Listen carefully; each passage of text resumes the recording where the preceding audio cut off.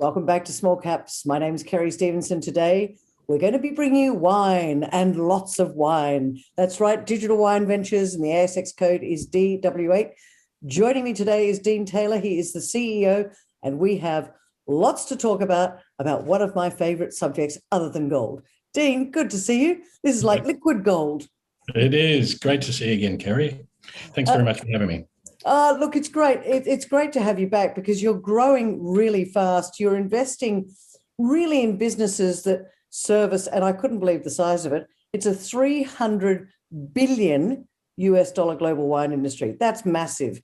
But before we begin on your latest acquisition, let's talk a bit, just remind our listeners who are Digital Wine Ventures. Yeah, sure. So WineDepot is the underlying asset in Digital Wine Ventures. And WineDepot itself is a technology platform business. The technology platform consists of 5 key components, and they're all vertically integrated. Each one of those has its own distinct revenue stream. The first one of those is we call Market, which is it's a B2B marketplace allowing suppliers we work with to connect directly to trade buyers, and makes a far more cost-effective route to market to service the wholesale market. Second is Direct, and that's does something similar, allows our suppliers to connect to direct-to-consumer sales channels such as Amazon, eBay, and Vivino. So it's a way of driving them incremental business by sort of drawing off that same inventory pool in addition to their own direct-to-consumer channels. And we're looking at building out, I guess, that the integrations we offer into many other online marketplaces. The third is our logistics offering, and that's sort of, we'll talk about that more, once we get into the acquisition. But that's really where we launched the business. We knew that to support the marketplace and our direct-to-consumer offering, we needed to have an incredibly reliable logistics service, a bit like what Amazon has, and they've managed to, I guess, really become the market dominant player by, exceeding consumers' expectations on speed of delivery, cost of delivery, and reliability of delivery. And so that's, for us, logistics is all about underpinning the rest of our product platform.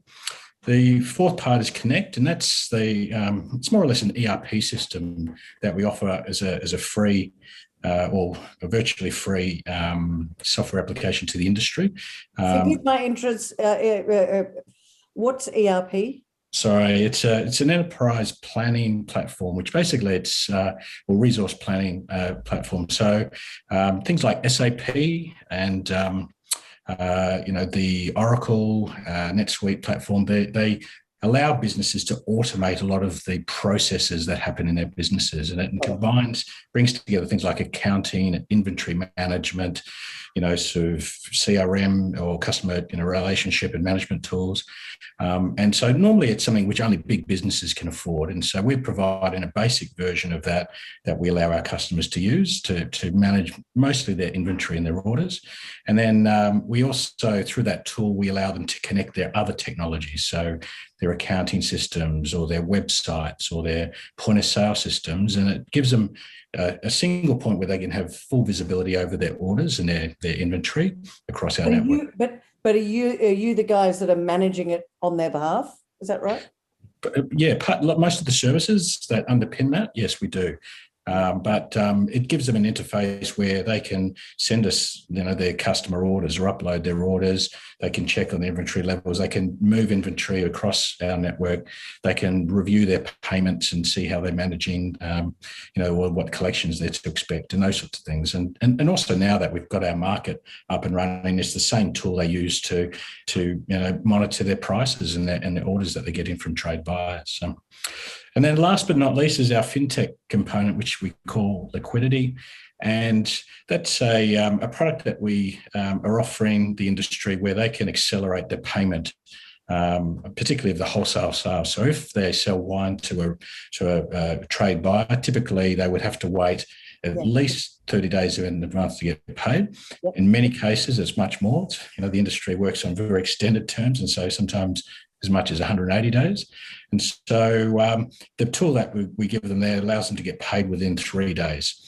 Whoa. And Okay. yeah, so it's something that we've worked closely with another ASX listed company called EarlyPay, and they've provided us with a white labeled solution which we've embedded into our platform.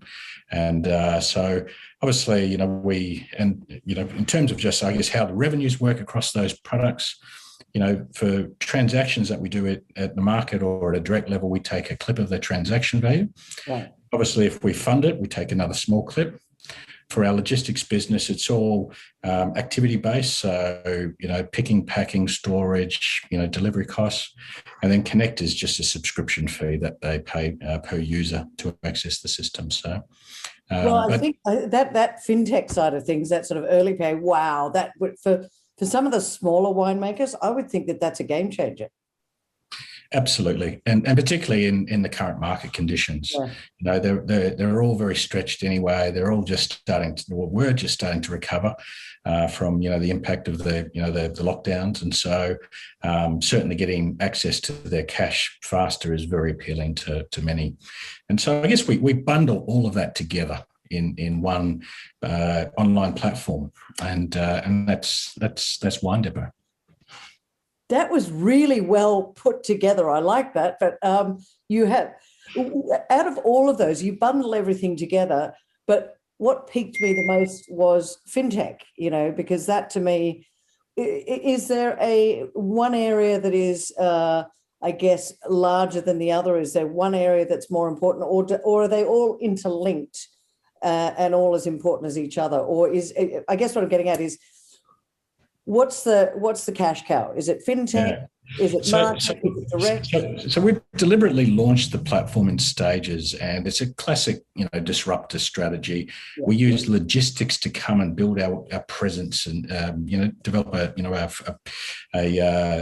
underlying need to do business with us in the market, and it's a part of the market that most people didn't want to touch, and so we've come in but it's also lots of pain points in logistics, and so we've used that as a way of, one, I guess, developing a presence. Two, we've used it to develop the infrastructure that we need to support our marketplace and the direct business.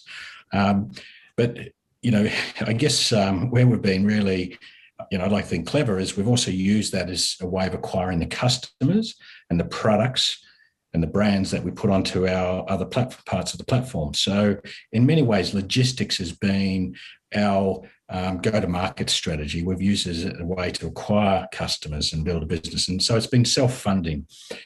Most of the key metrics we've reported on to date and the revenue we generate come from the logistics business. And so at the moment, it's a big part of our revenue mix. But as the other parts of our platform have been pushed live in the last couple of months, the revenues that they'll start to generate, I'd like to think soon eclipse what we do in the logistics business. But the beauty is, every time there's a transaction in those other parts of the business, we also pick up the logistics revenue. So at the moment, all of the activity we're performing at a logistics level is just performing orders for our customers from their other business. But now with these new products, obviously they're going to also get the activity that's produced from our own platforms, and so that's where it starts to compound. It gets really interesting, that vertical integration of the revenues. My feeling is market will become our biggest source of revenue. Okay. It's obviously, you spoke about the global size of the wine market, $300 billion US. So being able to take even the tiny clip of that obviously starts to become a very big revenue. And Australia is certainly where we're getting the platform up and running and consolidating and building our presence here. And it's a big enough market to create a good business, but we do have global aspirations for the platform. I think I remember you saying that when we last spoke, that global is coming, but we're already in New Zealand, so you started in New Zealand, but you were talking about logistics, and it's a great segue for me to get into the fact that you have just made an acquisition this month with, I think it was Parton Wine Group. That's a logistics provider. I'm curious as to what that's about and why this particular group, because they weren't They're not enormous, I don't believe. And just explain the rationale behind that. Yeah, sure. So look, we I guess our focus is in technology and bringing technology to an industry which is ripe for digital transformation, and we use tech to release value and efficiencies. And so and that's been our focus. And so with the logistics business that we developed, we outsourced just about all of the activity to third-party providers. And I guess what was smart was that we had a technology that linked that all together. So our customers didn't realize there were multiple people, handling their wine. It was a seamless experience. As our business has scaled and rapidly scaled, we've realized there's some weaknesses in that. And it's predominantly around service level, maintaining the delivery speed. I referred to Amazon before. If Amazon tells you it's going to be delivered next day, they make sure it's next day. And even offering deliveries within a few hours. And so we that's what we're striving for. We want to make sure that we've got that consistent delivery experience, and the only way we can achieve that is by having control of that logistics network.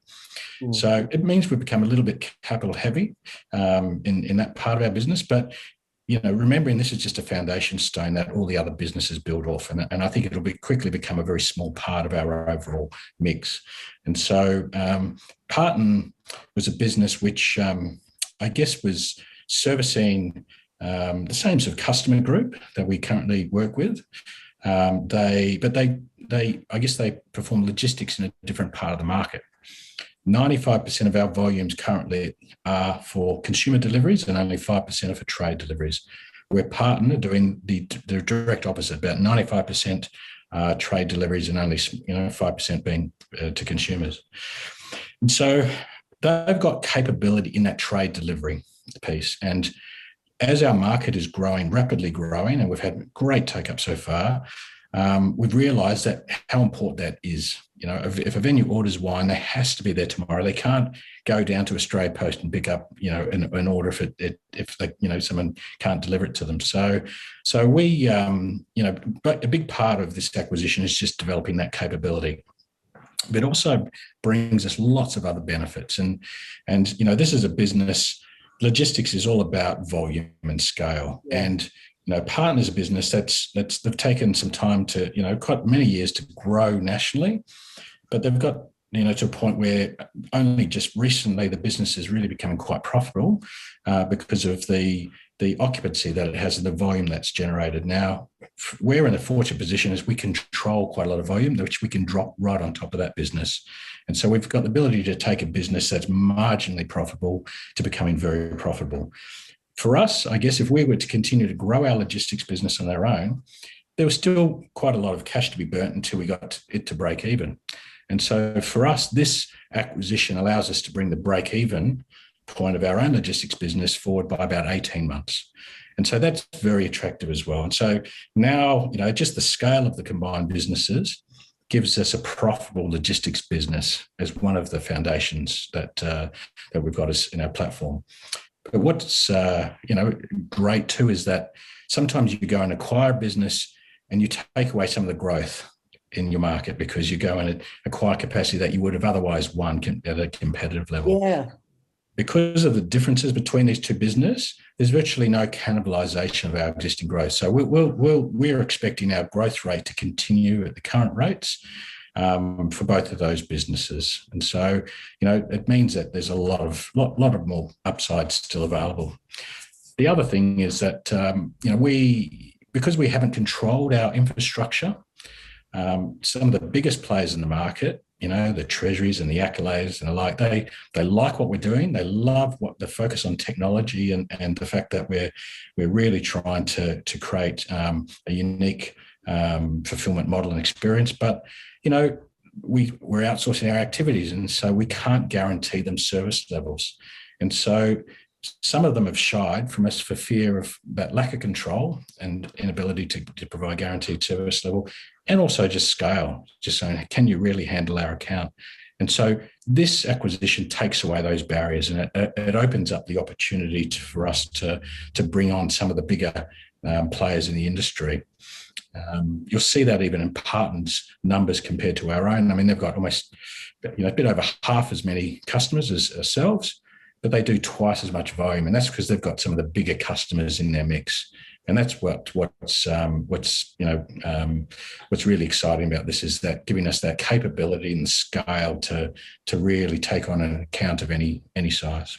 So, from an investor's point of view, from a shareholder's point of view, let's talk about how the deal is, because this is new. It's just out of the blocks. How is the deal structured, and why is this good for shareholders? Well, look, the Parton business had, as I said, they'd been grown organically, had been bootstrapped over the years, and they'd made an acquisition themselves. They hadn't gone all that well, and it became a big cash drain on the business. There was also some restructuring of the ownership, which meant that that they had to be funded out of the business as well. And basically, it's had a lack of working capital in the business for some time now, and therefore they haven't really been able to invest back into technology and some of the other areas that drive efficiency in the business. So it's sort of been hobbled, I guess, in terms of its ability to grow and to generate profit. And so I think we're bringing this business what it needs in terms of recapitalizing it to make sure that they can then get the technology up to best of breed and release a lot of that inefficiency that's already trapped in there, which will flow through into the the gross profit margins. The transaction itself, we've obviously, the business has only it's been knocked around a little bit the last couple of years with COVID. It's back into being profitable, but it's still only marginally there. And so, we've structured the deal so the owner comes on board as a general manager. He's incentivized to work with us to get this business to the profitability that it should be generating. And if he does that, then he gets paid a consideration in DW8 shares, and that's geared to provide him an incentive for it to overperform. But obviously, if it underperforms, then the amount that is released is also paid back. So it's certainly I think it's a great opportunity for him if the business achieves the targets that he's indicated it can. Which is great. So is he GM of the logistics, or is he GM DW8? What's his? Just the logistics division. Yes. Okay. So he's GM logistics, and from what I understand, Parton Wine Group, they had places in Perth, Melbourne, and Sydney. Correct. And so, is there a challenge with the lack of travel and the lockdowns, and is that affecting it at all? No, look, the part of, I guess, distribution is still an essential service, and up there with supermarkets, bottle shops are still one of the few venues still open. But and look, as in the past, I mean, lockdowns have played into this, into the strengths of our business, and in some ways powered the growth that we had last year. And so and each of the sites really operates almost as its own silo. There's obviously stock we transfer between the sites, but each one of them is a standalone site. And so at the moment, no, not a problem at all still fully functional and operating and actually busier than ever. But there are two sites in Perth, aren't there? Are they? Yeah. To have two sites in Perth? Yeah. So that was the business that Parton Group acquired 3 years ago, and it was a competitor to that was also in trouble at the time, and so they bought them out. And it took a lot longer for that site to get to the occupancy required to break even. So that's hence the two sites. Over time, we'll consolidate those, but at the moment, it's got some capacity in there that we'll take advantage of to relocate some of our own existing, capacity into. With this acquisition and with it being so new, is it going to take a little while to bed down and to integrate it, or do you see it happening quite quickly? And do you see that I guess that potential for growth and I guess the delivery system is going to be very good for DW8? Where is this? obviously you wouldn't have done the acquisition unless there was going to be something in it for DW8, but is it been on the cards for a while? Have you got your ducks in the road? Do you know where's the growth? You should know me better by now that nothing happens slowly. But no, look, we've the beauty is we've developed a technology platform originally to be agnostic to who the providers were, and so we've integrated our technology with lots of different providers. We've worked with Australia Post, Couriers Please, Direct Couriers, Border Express, just to name a few, and so in many ways, it's a technology integration that we've done before. So it's something that we feel very comfortable with, and we'll execute that fairly quickly. We've scoped out what we need to do. It's just really getting on with the job. There's, I guess, other things. We, as I said before, one of the reasons we're doing this is that we want to control our service levels, and not only just control, but we want to basically set the benchmarks in the industry. And so there's other things we're doing in terms of, investing in automation, right.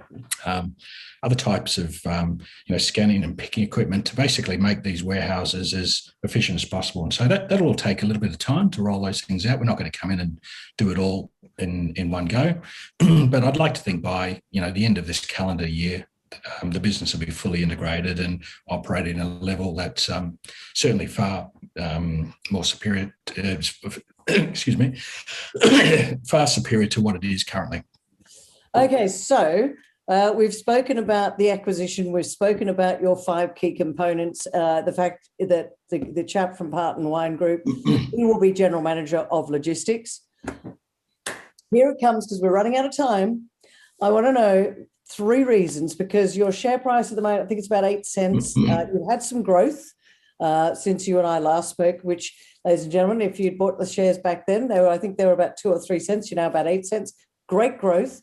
Where's the growth coming from? Why should investors look at DW8 as a good time to invest right now? 3 reasons.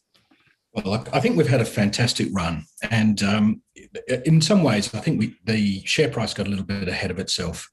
And I guess as the market cap grew, obviously we started to hit the radar of the fund managers, and obviously more, I guess, sophisticated investors started to, share information about our business. And so what was happening was there was an obvious disconnect between our market cap and our share and our revenue. This acquisition basically shores that up. It gives us, we had obviously fantastic growth in revenue, and very comfortable we would have got there on our own fairly quickly. But this is another, $15 million of revenue that drops onto, our existing revenues. It closes that gap between our market cap and our share price, and it takes away, I guess, any fear or concerns about that disconnect. So I think that's a real catalyst for change. I think the second is that this logistics platform, or this acquisition, I should say, obviously it's great just on the fundamentals of the logistics business. Being able to take, 2 businesses that one marginally profitable, one not profitable, and bring them together and have a, highly profitable business. So it stacks up. But, what the value that we can extract by providing the Parton customers our other suite of products and services provides significant upside. Yeah. And there's a lot more products than we can put into our marketplace, and there's lots of other things that we can do to help them with the rest of our logistics business, for instance. And so the revenue upside from this is substantial. It really, there's a lot of sort of value waiting to be unleashed. Sorry to interrupt you. So you're saying that Parton Wine Group have got a lot of customers that aren't your customers. So they're doing the logistics for these wine companies, but they can come on board and see all the other offerings that DW8 have, and right. That in itself is where the growth will come. Exactly. So we've got 375 customers that are using different parts of our platform. There was virtually no overlap within our existing those customers. There's a handful of overlap, but basically, there's other services where we collect wine from the cellar door and deliver it for them. There's obviously access to our marketplace. There's access to this direct channel. There's access to our software system and finance package. I mean, There's there's over $200 million of inventory sitting in the Parton business that we could be offering finance on, for example. So, there's certainly lots of ways which we can actually, release value from the customers acquired through this acquisition. So that's the second. We've got 1 minute left. 1 minute left. All right. And look, I think as I said, the third is a bit early. Is that this is creating a business that now has a business with capability that can service the largest of customers in the industry, and I firmly believe now that there's nothing really stopping us from acquiring those major accounts and bringing in some of those businesses. I mean, some of them, the volumes that they move on a monthly basis are tens of thousands of cases. And so, I'd like to think that this acquisition gives us the opportunity to acquire those customers as well, and obviously that would sort of certainly lead to increase in revenue and volumes and all the other key metrics that would have an impact on our share price. Well, he doesn't sit back and do things slowly, ladies and gentlemen. Becoming the Amazon of the wine business, Dean Taylor, the CEO of Digital Wine Ventures. As I said at the start, the ASX code is DW8, doing lots of great things, making the acquisitions, and really interestingly, looking to become the Amazon of the wine business. Watch this space. Dean Taylor from Digital Wine Ventures, thanks for joining me on Small Caps today. Thanks again for having me. Great to catch up.